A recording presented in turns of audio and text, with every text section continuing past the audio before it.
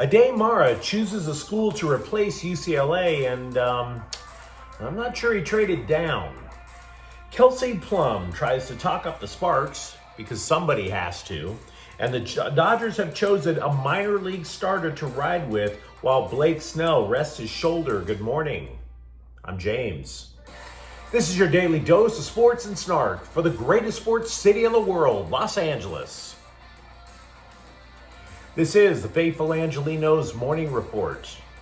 It is April 12, 2025. Welcome back to the Sanctum Sanctorum of LA Sports. It is absolutely awesome to be back home where it is literally 40 degrees warmer than it was where I was working. I hate travel, but I do love talking LA sports. And if you like being in the know about LA, click the like button. Click the subscribe button. There's a notification bell. Hit that. It'll let you know when we drop new content. Sharing is caring. Let people know we exist. And by all means, comment. Dodgers 3, Cubs 0. To start off, a look at the scoreboard. Tommy Edman hits a 3-run home run. The Lakers beat down Houston 140-109. Luka Doncic scores 39 points. The Lakers clinched the 3rd seed in the Western Conference playoff bracket. Now, to be clear, it's great to get the seed. That's the big story. The Rockets simply didn't have anything to play for. 4 of their starters were out, so an ass-kicking was in the cards. The Clippers edged Sacramento 101-100. The Clippers, on the other hand, have a lot to play for. If they want to avoid the play-in tournament, they have to defeat Golden State on Sunday in the regular season finale. They're currently 5th in the conference. If they lose, they could slide into the play-in tournament. Meanwhile, as for today, the Cubs are playing the Dodgers again at 6. Colorado is at the Kings at 1. It is Galaxy Game Day. Houston is in town. They'll face the 6-time MLS Cup champs at 7:30.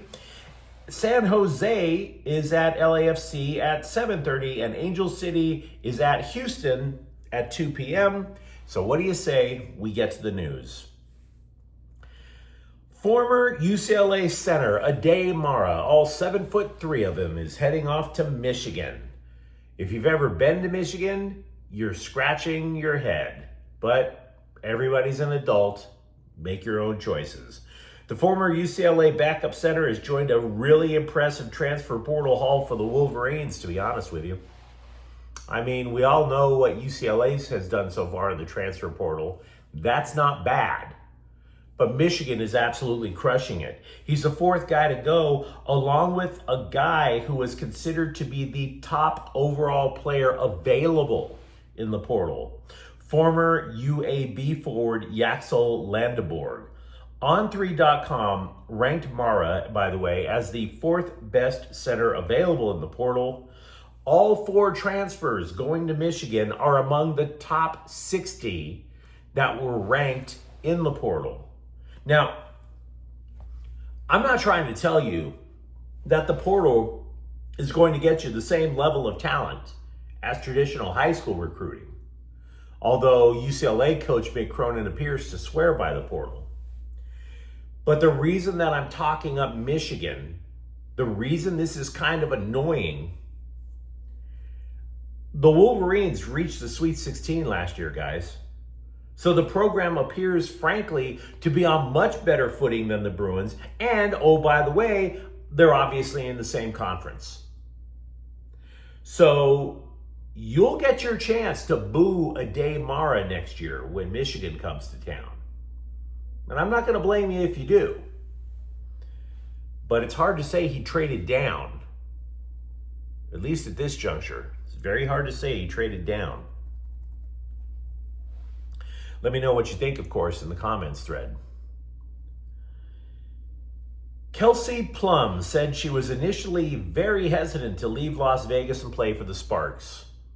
To which we could all say, duh.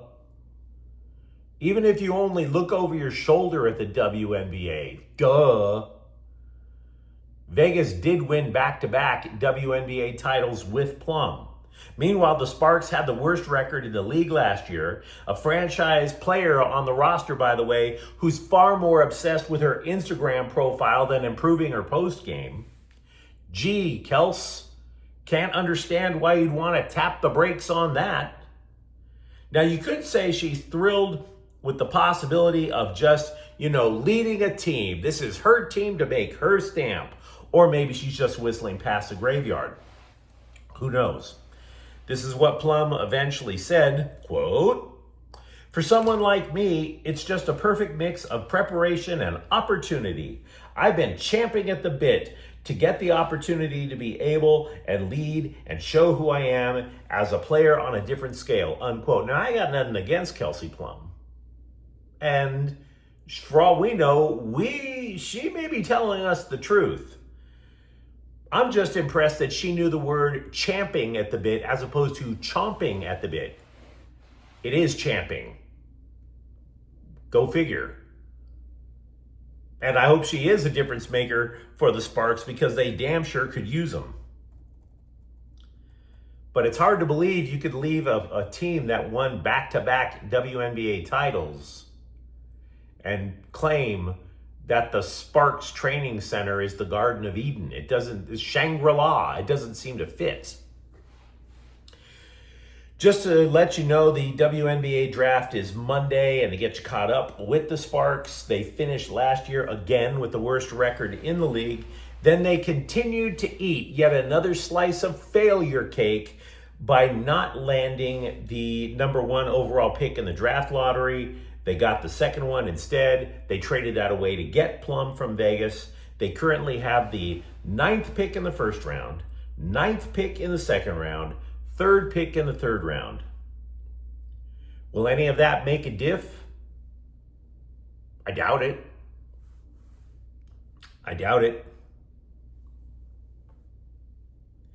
Landon Knack's audition to stay with the Dodgers while Blake Snell is on the injured list was just good enough. And by just good enough, they realized that everybody else they have is currently rehabbing. What an audition that was for old Landon Knack, allowing 5 earned runs in fewer than 3 innings. His ERA is over 10, and I guess he got the nod simply because the Dodgers hit enough for him to get the win, right? Now, I'll grant you that Knack was pretty effective last year. He had a 3.65 ERA in 69 innings last year. But the Nats stink. As far as auditions for 2025 go, that was about as delightful as a Selena Gomez, William Hung duet in a remake of Phantom of the Opera. It was less than trash. But Dave Roberts said Knack will get another start against Colorado next week. So get your blindfolds while you can. Power forward Jaden Brunell, formerly of Samford, not Stanford, has transferred to USC. Once again, Samford, not Stanford. Not that it makes too much of a difference in terms of athletic talent, am I right?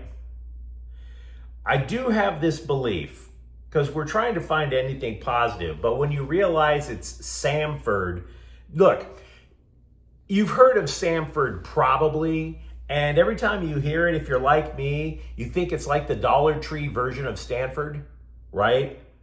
Like you can't afford to get the real thing, so you go to the knockoff with the fake name. Like Samford is the Kirkland of college basketball programs. I mean, Stanford is in a really handsome part of Northern California. I've worked in the hospital at Stanford, very lovely area, whereas Samford is in Alabama. So I can tell you that Brunell averaged 14 points per game last year, which is nice. I don't know how much of a get it is when it's Samford. If he can keep that up, great. I don't care if he went to Stanford University, if that's the case, right? So USC adding a touch of height. Meanwhile, with the Trojans football team, Radumana Bulabulavu, a 4-star recruit as a defensive lineman, has made the switch to offensive line for USC spring camp. Now, it may be permanent, it may not. They're looking at it saying, guys, it's spring ball, let's just experiment. Bulabulavu is projected to play guard if he stays on offense. He's 6'3", 310 pounds. According to Lincoln Riley, quote, he has the ability to help this team on the offensive line or defensive line. That's clear. He had a couple of really good practices on the defensive line before we made this move. We just saw some things that as a coach, your intuition is this would probably be a pretty good time to take a look at him on the other side of the ball. I mean, up to this point, he hasn't disappointed us on that at all. He's got some real natural ability on both, unquote. Now look, there's another reason for it, guys. It's not that the Trojans are loaded to the gills at defensive tackle. They've added, absolutely, if you've been following recruiting news, they've absolutely gotten bigger on the defensive line. But there is a lot of uncertainty in terms of depth on USC's offensive line, especially on the interior. We know that they have to find a right tackle for the season, but you've never heard of anything about a real battle for the interior offensive line, right? We've been under the impression that the starting guards were set with Alani Noah on the right side and DJ Wingfield on the left. Well, what happens if one of them gets hurt? Your guess is as good as mine. So spring ball is actually an ideal chance to see maybe if Bulabulavu can actually get some playing time. But you let me know what you think in the comments thread. Talk to me about Aday Mara landing on his feet with a pretty good program after leaving UCLA.